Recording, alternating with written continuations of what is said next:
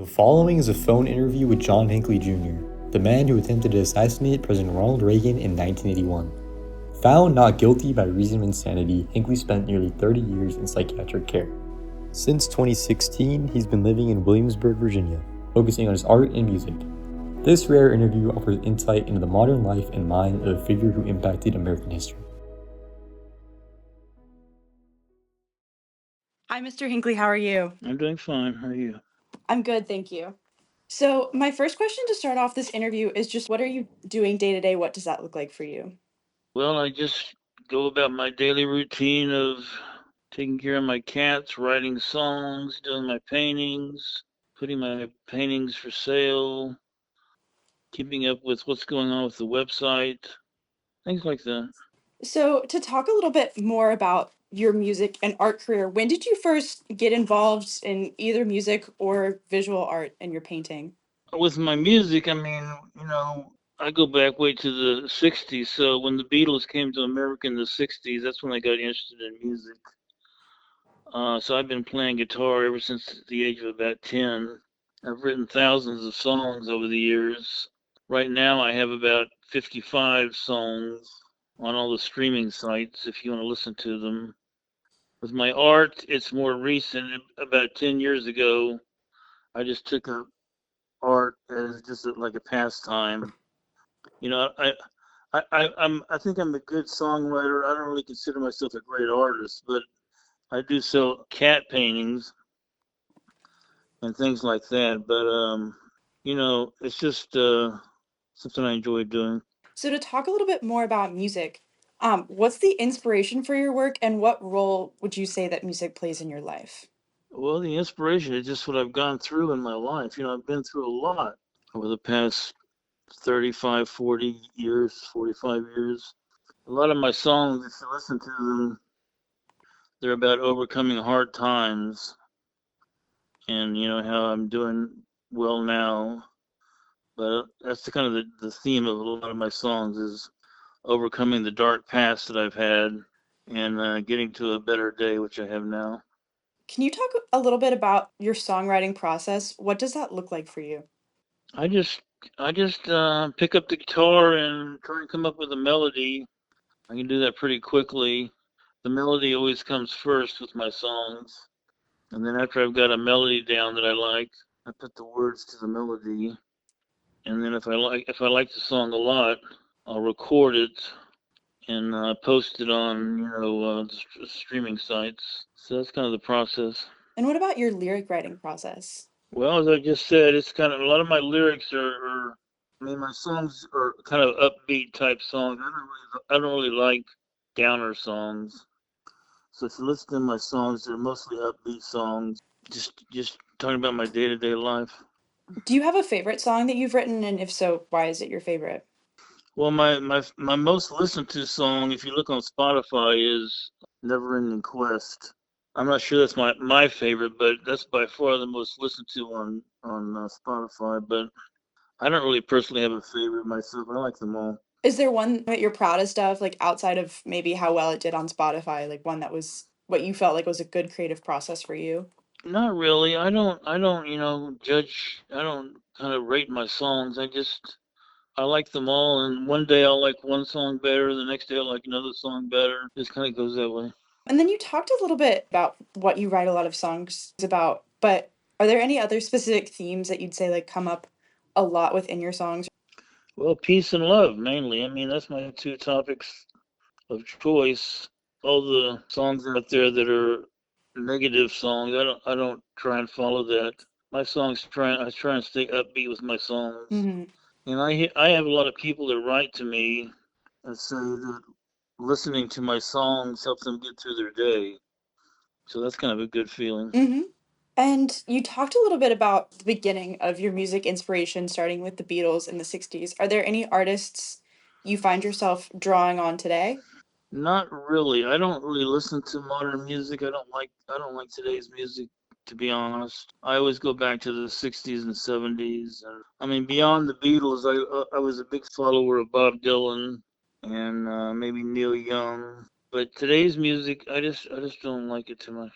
Now to move on to a little bit more of your visual art, going back to that, can you just tell us a little bit more about like sort of your inspiration behind the specific things you're painting, particularly the cat pictures? Well, I mean, I have a cat named Theo, and he's been the inspiration for a lot of the paintings. I mean, if you look at my paintings, it's all the cat paintings are very similar. Hmm. Maybe there's a change of colors in some of them. So that would certainly be the inspiration. With other things that I paint, it's just something that comes to my mind. Like recently, I painted two houses real quickly. Those up for sale.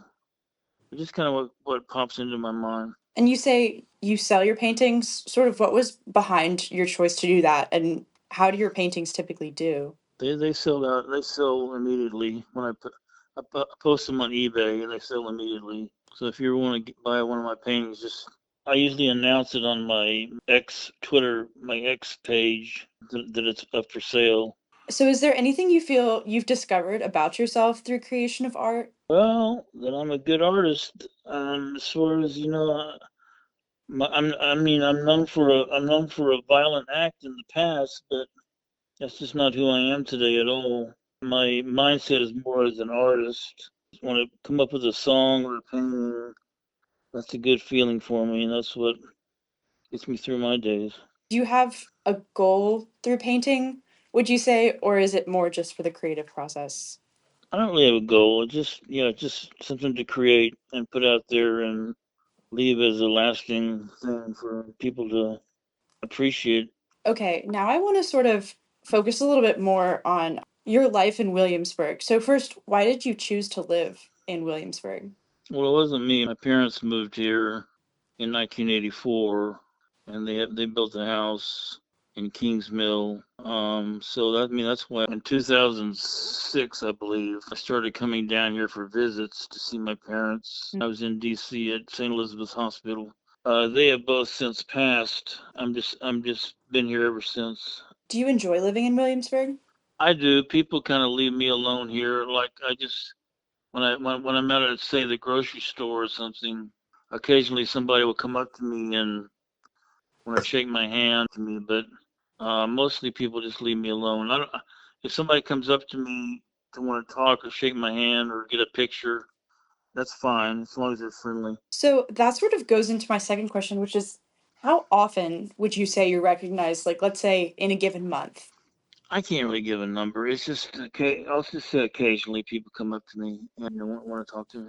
And then what are people's sort of general perceptions when they first meet you? What are people's, for lack of a better word, opening line? They listen to my music. That's usually the opening line. They like my music, and they see it on YouTube or Mhm. Spotify or something. That's usually the opening line about, oh, John, I really like your music. Have you had any bad encounters in Williamsburg?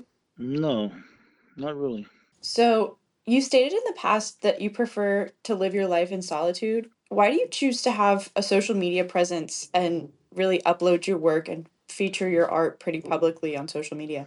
Well, I'm not really living in solitude. I mean, I have friends and people who help me with various things, such as the website.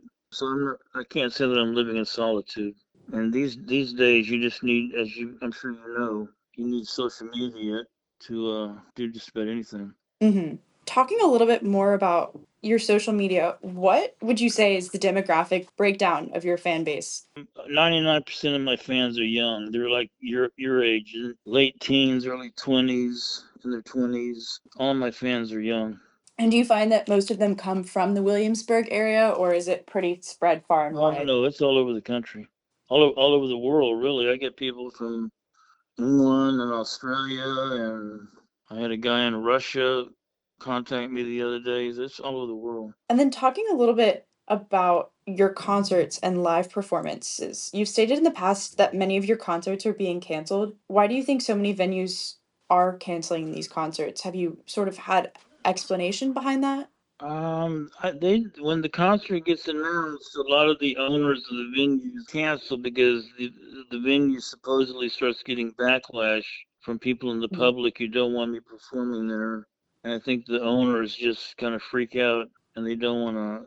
have me at their venue, so they cancel the show. But I've had sold out shows cancel, which is a shame. Have you had recent success with venues either here in Williamsburg or elsewhere? No, because I've tried to do some shows here in this area. They got canceled almost immediately, so I'm not being met with good response here in Williamsburg as far as putting on a show. How about anywhere else? I sold out a show in Brooklyn, New York in 3 days, and just like a couple of weeks before the show, the venue backed out. When was the last time you performed live? Well, I mean, I have a documentary out. If you want to go see my documentary, you can go to Hinckley.movie, and it's a link to the movie. But that would be the last time, and that was about a year ago. And what is the atmosphere like in one of those live performances, would you say? Like, what is sort of the vibe? Happy vibe. It's good. Yeah, good time for all. Moving a little bit more towards a bit about your past, if that's all right. So my first question is, can you describe sort of your overall experience when you were institutionalized and just a little bit of what that was like? I don't want to really get into all that. I mean, Okay. I had my trial in 1982, Mm-hmm. and I was found not guilty, and sent to St. Elizabeth's Hospital like the next day, and I was there for many years. I got my full unconditional release in 2022, and yeah, I'm a free man now.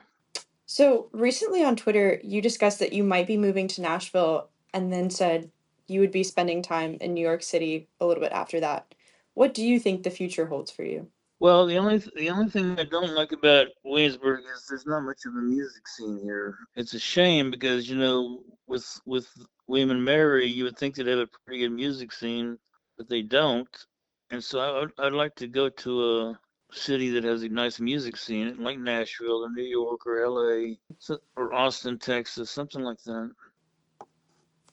And you kind of have to go to Richmond or get out of the city to get to a decent concert. And so now on my sort of final two questions, do you have any thoughts on sort of the overall state of the country, especially in reflection of very, very current events?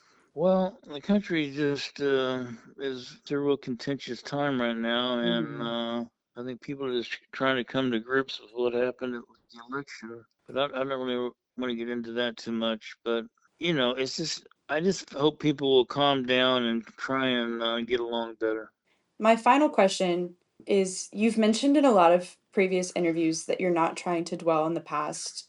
What is the message for the future and for the present that you would like to leave viewers with? So that I'm a changed man from a long time ago when I committed my crime. I'm a totally changed man, and Mhm. now I'm a singer songwriter and an artist. That's where my focus is. Hope they'll accept me as the person I am today. Well, thank you so much for your time, Mr. Hinckley. I know we at the Flat Hat greatly appreciate the opportunity to talk to you.